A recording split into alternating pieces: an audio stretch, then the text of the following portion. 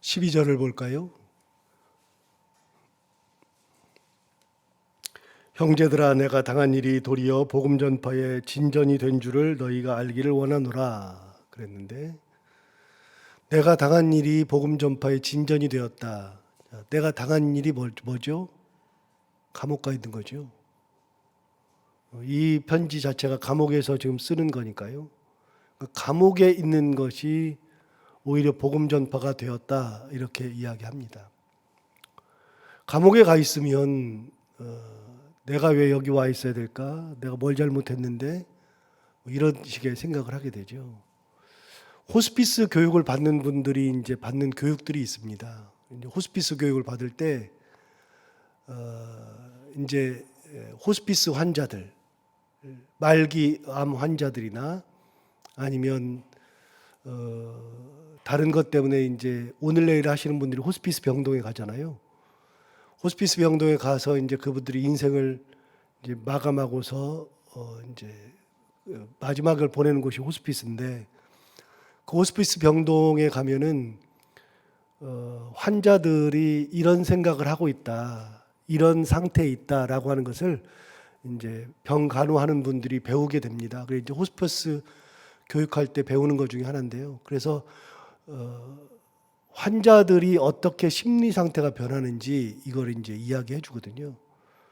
그러면 이제 암이 걸리거나 아니면 뭐 어려운 일을 당했을 때 사람들의 첫 번째 반응부터 네 번째 반응까지 이 반응 형태가 달라진다는 겁니다. 가장 먼저는 부인한다는 겁니다. 병이 걸렸다는 것을 내가 무슨 병에 걸려? 이렇게 부인한다는 겁니다.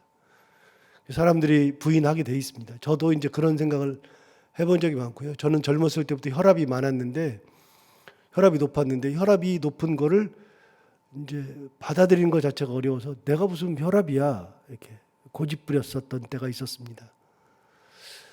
다 그렇습니다. 사람들이 무슨 일을 당하면 가장 먼저 이제 부인부터 합니다.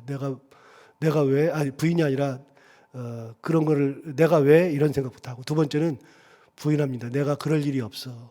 안 그래. 내가 걸릴 일이 없어. 그래서 여러 군데에서 이렇게 많이 이제 검진을 또 받아보고 그렇게 하면서 시간이 지나가죠. 그리고 세 번째 단계가 되면 원망을 한답니다. 그래서 내가 뭘 잘못했는데, 내가 도대체 무슨 잘못을 했는데 이렇게 하느냐. 그러면서 이제 세상을 원망하고 비관하고 이렇게 되고, 마지막 단계가 되면 받아들이게 된답니다.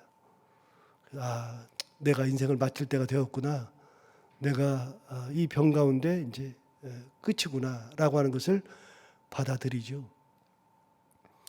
사람이 어떤 일을 당하면 이런 네 가지의 과정을 거쳐서 맨 마지막 단계가 받아들이는 단계, 이렇게 된다는 겁니다.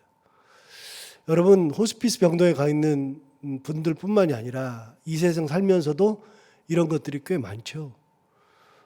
예를 들어서 사업이 망했다 그러면 똑같은 네 가지의 과정을 겪게 됩니다. 거의 비슷합니다. 집안에 우환이 생겼다 그러면 역시 이 네 가지의 과정을 다 겪게 됩니다. 그래서 마지막 단계가 가야지만 받아들이고 순응하게 됩니다. 그런데 사도 바울은 좀 다른 게요.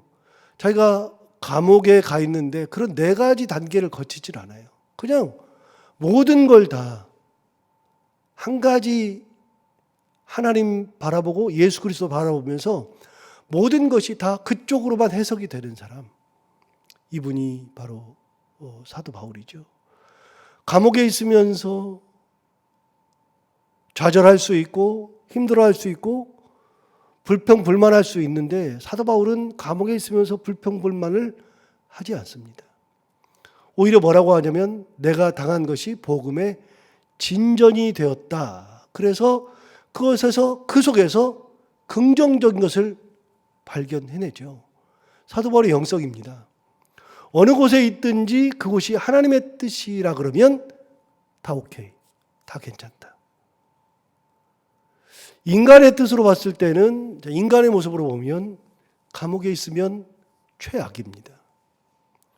그런데 최악의 순간에도 인간의 생각으로 그걸 대하는 것이 아니라 하나님의 뜻으로 대하니까 최악의 순간이라는 것 자체가 사도 바울에게는 없습니다. 그래서 복음을 전하는 데 있어서 감옥에 있어도 감사, 밖에 있다 할지라도 감사. 우리가 지난번에 본 것처럼 4절 한번 볼까요? 3절과 4절을 볼까요? 내가 너희를 생각할 때마다 나의 하나님께 감사하며 간구할 때마다 너희 부를 위하여 기쁨으로 항상 간구한다 그랬죠? 자, 감옥에 있으면서 사도 바울이 빌립보 교회의 성도들을 생각하면 감사가 넘친다. 가만히 이제 뒤집어 볼까요? 여러분 감옥에 있으면 빌립보 성도들이 생각이 나요? 화가 나 죽겠는데. 내가 도대체 왜 여기 와 있어야 될까? 불평불만이 많을 텐데 빌립보 성도들이 생각이 날까요? 생각나는 것이 이상한 것이죠. 그런데 빌립보 성도를 생각한단 말이죠. 그리고 생각할 때마다 감사한다.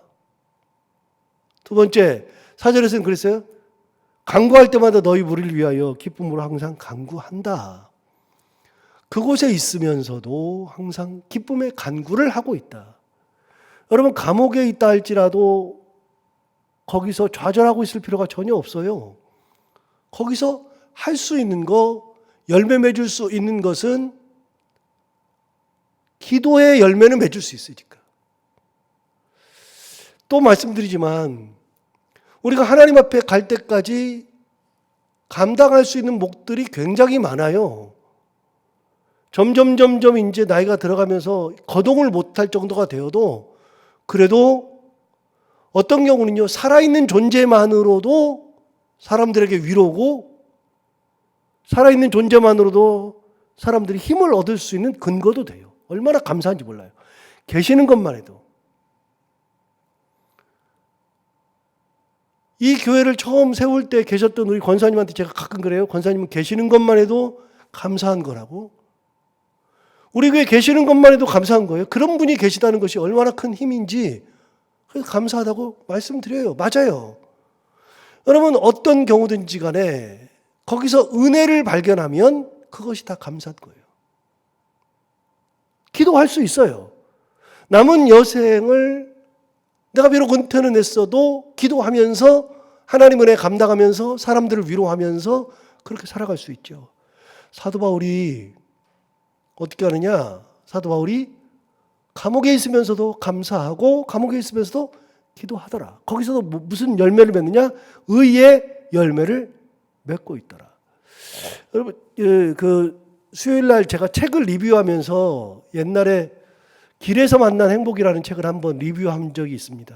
이제 브라질의 신학자인지 목회자인지 정확히 몰라요. 그분에 대해서는 정보가 거의 없어요. 그런데 그분 이름도 너무 길어가지고 제가 잘 외우지 못하지만 책 제목이 그냥 길에서 만난 행복이라는 책이에요. 그 책은 이제 몇 개의 이제 조그만 수필로 이루어진 거니까 그 중에 제가 리뷰한 것 중에 자신이 뿌리 내린 곳에서 꽃을 피워라 라고 하는 부분이 있죠. 그분은 등산을 좋아해가지고 등산을 하는데 어느 날 암벽 있는 데를 갔는데 이 암벽이 이렇게 있어서 거긴 수천 길 낭떠러지예요. 거기 가가지고서 이렇게 보니까 암벽 이렇게 위에서 내려다보는데 그 암벽 사이에 꽃이 피어 있단 말이죠. 어떻게 저기서 꽃이 피일까? 그 암벽인데 여러분 암벽이면 흙이 없을 것 같잖아요. 근데 조그마한 흙이 있었던 모양이죠. 그러니까 거기서 꽃이 피어요. 저도 가끔 옛날에 등산하다가 이렇게 설악산 같은 데 가다 보면 거기 암벽 타는 사람들의 성지 같은 곳이 설악산에 있잖아요. 거기 가서 보면 그 높은 암벽에 소나무들이 이렇게 자라는 걸 볼 때가 있어요. 그러면 야 정말 대단하다 싶은 게 있는데 그렇게 암벽 가운데에서도 꽃이 핀 걸 보고 이분이 생각한 거예요. 아 어떻게 저기서 꽃이 자랄까? 그러면서 어떤 생각이 드느냐? 그 꽃은 날씨를 탓하지 않더라. 자기 생각이에요. 날씨를 탓하지 않더라. 좋은 토양을 가지려고 토양 탓을 하지 않더라. 물 없다고 물 탓을 하지도 않더라. 거기서 어떤 바람이 많이 분다고 탓하지도 않더라.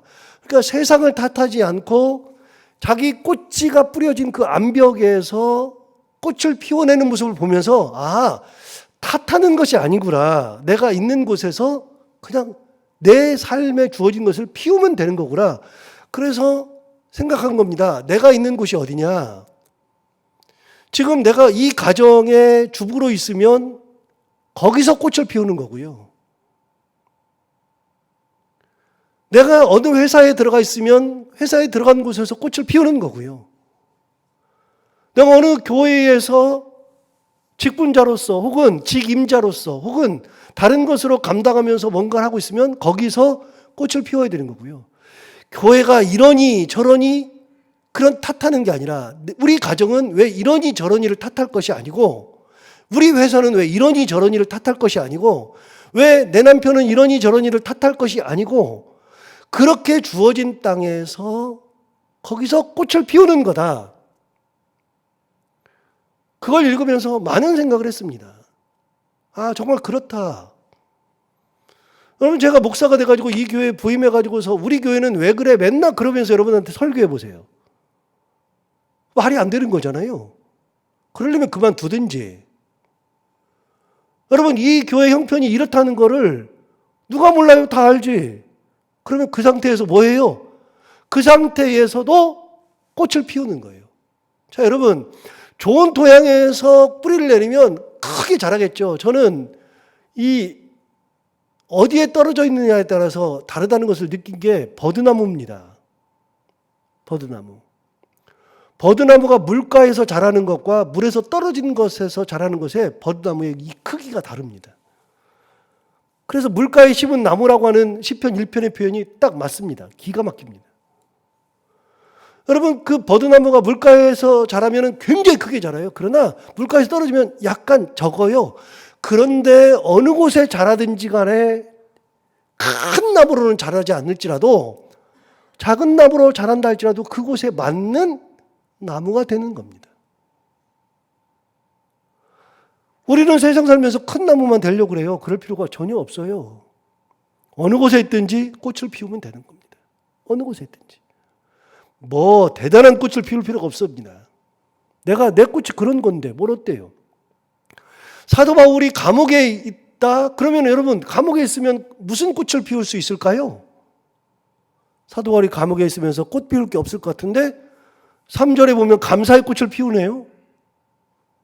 4절에 보면 기도의 꽃을 피우네요. 5절 6절에 보면 빌립보 성도들을 위로하는 위로의 꽃을 피우네요. 오늘 본문 12절에 의하면 사도 바울이 감옥에 있으면서 내가 이렇게 매인 것, 이렇게 된 것이 복음의 진보가 된다. 하나님의 은혜가 나타나는 것에 대한 그것을 감사하고 그것을 기뻐하는 꽃을 또 피우네요. 사도 바울은 어느 곳에 있든지 하나님의 은혜가 나타나면 되는 겁니다. 자, 우리가 세상 살면서 어느 곳에 있든지 상관없어요. 어떤 모양이든 상관없어요. 가만히 보세요. 우리가 한 번 왔다가 한 번 가요. 어느 순간에 우리가 이제 나이가 많이 들어가지고요. 어제 이제 주일 예배를 드리려고 이제 1층부터 여기까지 내려오는데 우리 교회 집사님이 가셔요. 그래서 집사님하고 아는 척을 했더니 목사님이 부른다고 못 들은 척하면서 막 서둘러서 내려오다가 중간에서 서요. 집사님 천천히 가요, 천천히 가요. 그러다 다쳐요 그러고 있었는데 가다가 서요. 그래서 왜 그러나 봤더니 다리가 아파가지고 무릎이 아파가지고 순간적으로 무릎이 아파가지고 어느 순간에 우리가 이렇게 나이가 들어가지고 무릎도 아프고요. 허리도 이렇게 꼬부라지고 이도 약해가지고 점점 이도 병원에 가봐야 되고요. 그리고 나이가 들어가니까 몸에서 냄새도 나고요. 그러는 거예요. 인생이 그러는 거지 뭐 다른 게 있어요. 연세 드신 분들 제가 젊었을 때는 뭐 할아버지 이렇게 냄새 나냐 그랬는데 지금 보니까 제가 냄새 나던데 뭐 인생이 그런 거 아니에요. 저는 옛날에 어른들 가끔 이 바지 자크 내리고 계신 거 보면 참 기겁을 했는데요. 지금은 제가 어른을 강대상에 서서도 가끔 보면 허전해서 보면 제가 자크 내리고 있을 때도 있어요. 인생이 뭐 그런 거지요, 뭐. 네? 여러분, 우리가 한 번 왔다 한 번 가는 인생이에요. 그런데 이 세상에서 살아가면서 어느 곳에 있든지 하나님의 은혜 가운데 꽃을 피우면서 살아야 될 거 아니겠어요? 감사의 꽃도 피우고 기도의 꽃도 피우고 나 때문에 하나님의 복음이 전파됐다는 것 때문에 뿌듯함을 가지고서 살아가는 그런 꽃도 피우고 사도 바울이 얘기한 거예요. 나는 어느 곳에 있든지 상관없다. 어떻게 하고 있어요? 거기에서 있다가 생각해 보니까 복음의 진보가 일어난 거예요. 나 때문에. 아니 정말이야? 아니 감옥에 있는데 무슨 복음의 진도가 일어날까? 13절 봐봐요. 이러므로 나의 매임이, 자 매임이라는 건 감옥에 있는 거잖아요. 나의 매임이 그리스도 안에서 모든 시위대 안과 그 밖의 모든 사람에게 나타났다. 감옥에 있는 것이 다 알려진 겁니다. 시위대 안과 밖과 모든 사람들에게 다 나타났어요. 그런데 보세요. 14절. 형제 중 다수가 나의 매임으로 말미암아 주 안에서 신뢰함으로 겁없이 하나님의 말씀을 더욱 담대히 전하게 되었느니라. 무슨 말입니까? 사도 바울이 감옥에 들어가니까 남은 사람들이 어떤 생각을 했느냐? 사도 바울이 감옥에 들어갔어요. 그러니까 어떻게? 우리가 전하자. 그런 겁니다. 예를 들어서 제가 갑자기 몸이 아파가지고 교회 출근을 못하고 입원을 해서 있으면 우리 성도들이 특히 항존직들이 그러지 않겠습니까? 목사님이 지금 아파서 병원에 계시고 꼼짝을 못 하시고 그러시니까 우리가 하자. 제가 만약에 완전히 거의 끝 상태에 가면 우리가 성도님, 목사님을 위해서 기도하자. 그렇게 되는 거 아닙니까? 제가 한 석 달 전인가 주일 설교할 때 그분에 대해서 설교한 적이 있어요. 그분은 저랑 같이 영국에 유학을 했었던 분이고 똑똑하기로 말하면 뭐 저보다 훨씬 더 많이 똑똑하신 분인데 서울대학교 나오고 그다음에 에든버러 대학에서 박사학위 하고 장신대에서 또 공부도 하고 공부를 굉장히 많이 하고 머리가 굉장히 똑똑한 분이에요. 세분한 계셨고 저는 영락교에 있었고 그래서 어느 교회에 설교하러 가면 저랑 같이 만나기도 하고 그랬던 분이에요. 저부터 이제 부임을 하고 그분은 나중에 부임했는데 그분이 부임했다가 몇 개월 전에 그냥 엘리베이터 앞에서 쓰러져 가지고서 그냥 돌아가신 거예요. 일주일 만에. 혼수 상태 빠졌다가 너무 늦게 발견해 가지고. 노예 갔다가 아마 제가 생각할 때는 뇌출혈이 있었거나 아니면 심장마비가 왔었거나 둘 중에 하나일 거예요. 그분이 지병이 좀 있었거든요. 그분이 그렇게 돼서 제가 그 홈페이지 돌아가셨다는 소리를 나중에 듣고 나서 그 교회 홈페이지 가서 봤어요. 영등포에 있는 교회인데 홈페이지 가서 들어가서 봤더니 그 교회가 돌아가셨는데도 아직도 홈페이지를 좀 새롭게 단장을 해야 되는데 돌아가셨는데도 계속 그 홈페이지를 놔두니까 그 홈페이지에 가서 봤더니 교회 상황을 내가 알게 된 거예요. 그분이 어떻게 하고 계셨느냐? 누워있으니까 성도들이 이런 거예요. 자발적으로 기도 모임을 가지고서 오늘부터 릴레이 금식 기도한다. 그래서 금식 기도 하더라고요. 여러분 그러는 거 아니에요? 어려운 일을 당하면 어려운 일을 당했으니까 잘 됐다. 어떻게 목사가 저렇게 쓰러지냐? 그러고 말아요? 오히려 더 마음을 다해서 기도하게 되는 거죠. 그 기회를 타서. 그분이 돌아가시면서 성도들로 하여금 기도하게 만들었다. 성도들이 간절한 마음으로 하나님을 찾는 계기가 되었다. 그러면서 기도 가운데 그분이 임종을 맞이하는 겁니다. 더 이상 깨어날 가망성이 없다는 걸 알면서도 기도하면서 하나님 앞에 보낼 준비를 하게 되는 거죠. 여러분 모든 것이 다 안 좋다 생각하면 다 안 좋은 건데요. 그걸 좋다고 생각하면 다 좋을 수 있어요. 그러니까 모든 거는요, 다 긍정적으로 생각해야 돼요. 하나님의 은혜 가운데. 사도 바울이 가만히 보니까 자기가 매어 있으니까 다른 사람들이 어떻게 생각했냐면 사도 바울이 매어서 우리에게 복음을 전해준 사도 바울이 저렇게 됐으니 우리가 복음을 전하자. 그렇게 된 겁니다. 자, 다시 봐요. 14절. 형제 중 다수가 나의 매임으로 말미암아 주 안에서 신뢰함으로 겁없이 하나님의 말씀을 더욱 담대히 전하게 되었느니라. 이제 겁이 없어져요. 겁을 상실했어. 그동안에는 목숨, 생명, 그걸 생각하느라고 복음을 전파하는데 뒷전이었는데 사도 바울이 그렇게 되니까 내가 하겠다 나서는 겁니다. 그래서 사도 바울은 그것이 감사한 거예요. 그것이. 아, 내가 매어 있으니까 오히려 그들이 복음 전파자로 나오는구나. 15절 볼까요? 어떤 이들은 투기와 분쟁으로, 어떤 이들은 착한 뜻으로 그리스도를 전파한다. 자, 보세요. 어떤 이들은 투기와 분쟁으로 복음을 전파해요. 투기와 분쟁이 뭘까요? 사도 바울이 복음 전하니까 야, 저 사람만 어떻게 이름이 나? 저 사람만 어떻게 유명해져? 저 사람만 어떻게 저러고 있어? 에이, 나도 해. 투기심이 생겨가지고. 저 사람 하는데 뭐 나도 하지 뭐. 투기심으로, 분쟁으로. 그렇게 할 수 있어요. 복음 전파를 하는데 순수한 의도가 아니라 그렇게도 복음을 전하는 거예요. 또 어떤 이들은 착한 뜻으로 그리스도를 전파한다. 아, 사도 바울이 저렇게 힘들면서도 복음 전파하는 거 보니 나도 복음 전파하는데 나가야지 하는 분도 계시더라. 같이 복음을 전파하는데 어떤 사람은 투기와 분쟁으로도 하지만 어떤 사람은 착한 뜻으로도 하더라. 자, 그렇게 전파해요. 16절. 이들은 내가 복음을 변증하기 위하여 세우심을 받은 줄 알고 사랑으로 하나 그들은.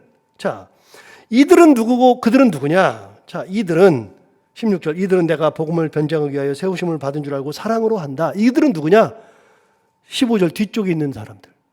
어떤 이들은 착한 뜻으로 그리스도를 전파하는 사람들. 그러면 17절에 있는 그들은 누구냐? 그들은 나의 매임에 괴로움을 더하게 할 줄로 생각하여 순수하지 못하게 다툼으로 그리스도를 전파한다. 그들은 누구냐? 15절 앞부분.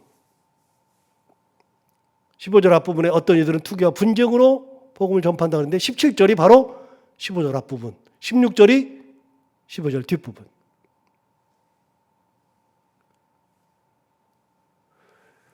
그래서 투기와 분쟁으로 하는 사람들은 사도 바울이 복음 전파하다가 감옥에 들어가 있으니까 껍도 안 되는 것이. 그러면서 본인이 너는 감옥에 가 있지. 내가 전할 거야. 나는 안 들어가고도 잘 전할 수 있어. 그러면서 그런 사람들은 또 그렇게 복음을 전파하더라. 가만히 보니까 감옥에 들어가서 가만히 보니까 두 부류의 사람인데 어떤 사람은 투기와 분쟁으로도 전하고 어떤 사람은 착한 뜻으로도 전하더라. 그런데 그러면 투기와 분쟁으로 전하는 사람들 보면 사도 바울이 화 안 나겠어요? 저것들이. 그런데 사도 바울은 또 그렇게 얘기 안 해요. 19절 보세요. 18절 보세요. 그러면 무엇이냐? 거칠애로 하나, 참으로 하나. 자, 거칠애는 누구예요? 앞부분. 참으로는 누구예요? 뒷부분. 거칠애로 하나, 참으로 하나. 무슨 방도로 하든지 전파되는 것은 그리스도니 이로써 나는 기뻐하고 또한 기뻐하니라. 자, 그리스도만 전파되면 되지 않냐. 사도 바울의 목적은 딱 하나예요. 그리스도만 전파되면 된다. 내가 속이 문드러져도, 내가 괴로워도, 내가 쓰러져도 그리스도만 전파되면 되는 거다. 19절 계속해서 볼까요?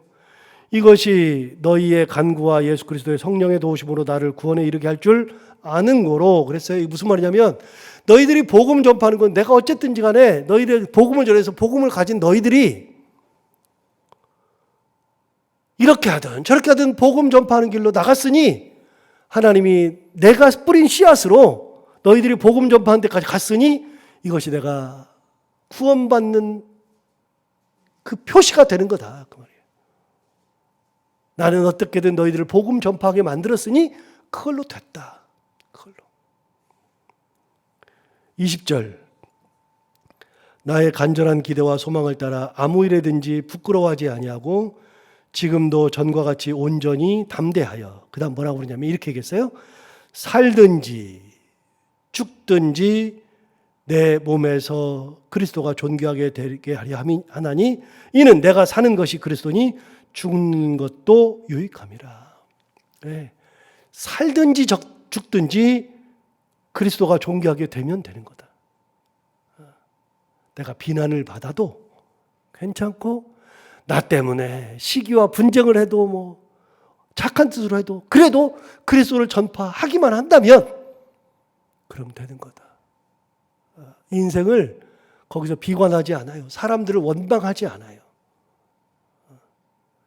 저것들이 내가 감옥에 있다고, 우리 다 그럴 수 있잖아요. 저것들이 내가 가진 것이 없다고 그럴 수 있잖아요. 사도 바울은 사람을 보고 살지 않아요. 사람을 보고. 그리스도를 보고 살죠. 전파되는 그리스도. 매어 있어도 괜찮아요. 거기서도 꽃을 피우고 있어요. 감사의 꽃, 기도의 꽃, 나 때문에 복음이 전파되는 그 자부심을 가진 꽃도 피우고, 위로의 꽃도 피우고, 그리고 그 마지막으로 나 때문에 복음 전파된다, 이것 때문에 너무나도 감사하는 거죠. 끝까지 하나님을 바라볼 때, 그리스도를 바라볼 때 그렇게 살아갈 수 있다는 거 기억하고 오늘도 사도 바울과 같은 마음으로 살아가는 저희들 모두가 다 되기를 바랍니다. 기도하겠습니다. 하나님 아버지 감사합니다. 오늘도 저희들에게 귀한 은혜, 귀한 말씀 주셔서 그 말씀과 은혜 가지고 하루를 시작하게 해주셔서 감사합니다. 하나님 아버지, 오늘 말씀을 들은 것처럼 우리가 사도 바울과 같은 마음으로 이 땅을 살아가게 하여 주옵시고, 한평생 왔다 그 한평생으로 끝나는 인생을 살아가고 얼마 남지 않은 인생을 살아가는데 사도 바울의 그 크신 삶의 궤적과 같이 우리도 남은 인생 살아갈 때 감사의 열매를 맺고, 기도의 열매를 맺을 줄 알고, 의의 열매를 맺을 줄 알고, 위로의 열매도 맺을 줄 알고, 어느 곳에 있든지 그것으로 인해서 그리스도의 복음이 전파되는 것 때문에 사명을 감당하고서 감사하는 그런 열매를 맺었듯이 우리도 항상 하나님 앞에서 우리가 주어진 처지에서 귀한 열매를 맺으며 살아갈 수 있는 저희들 모두가 다 되게 하여 주옵소서. 오늘도 하루를 살아갈 때 이 말씀을 기억하며 살게 하여 주옵시고, 해야 되는 것들을 기쁨으로 감당하고 만나는 분들과 함께 웃고 행복한 하루가 되게 하여 주옵소서. 예수님 이름으로 기도하옵나이다.